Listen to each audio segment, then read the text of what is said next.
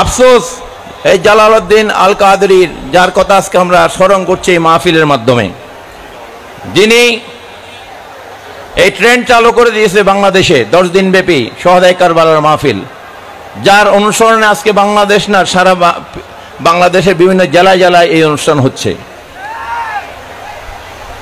আজকে সুন্নি জামাতের মধ্যে কিছু আলেম বা সুন্নি নামক কতগুলা অপদার্থ লোকের মুখে আমরা জালালউদ্দিন আল কাদেরীর সমালোচনা শুনি, আকারে ইঙ্গিতে তারা প্রকাশ্যে অপ্রকাশ্যে তারা ইনডাইরেক্ট ডাইরেক্ট ভাবে জালালউদ্দিন আল কাদেরীর সমালোচনা করে। আফসোস, এর আবার শহদায়ে কারবালার মাহফিলে আইসা বসে। আমরা আল্লাহর দরবারে এই সমস্ত লোকদের হেদায়েত কামনা করছি। আমরা এই জালালউদ্দিন আল কাদেরীকে যদি আল্লাহ সম্মানিত করে, দুনিয়ার কোনো শক্তি নাই তার সম্মানহানি করবে। আজকে দেখেন ওনার নামে একটা চত্বরের ঘোষণা হয়ে গেছে, ঠিক কিনা? কারণ সে আহলে বায়াতে গোলামি করেছে।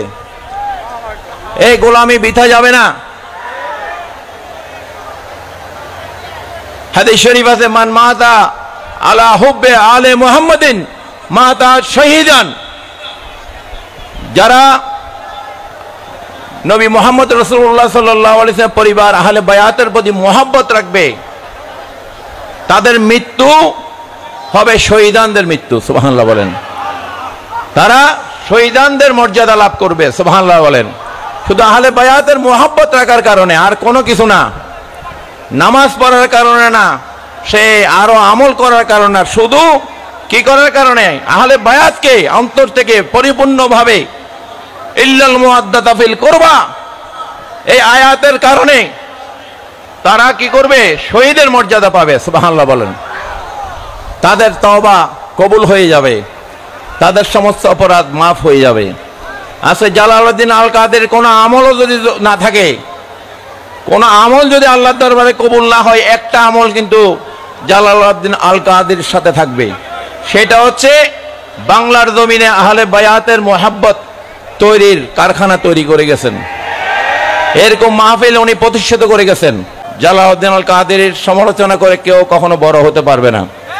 জালালউদ্দিন আল কাদেরী উনি খতিবে বাঙ্গাল,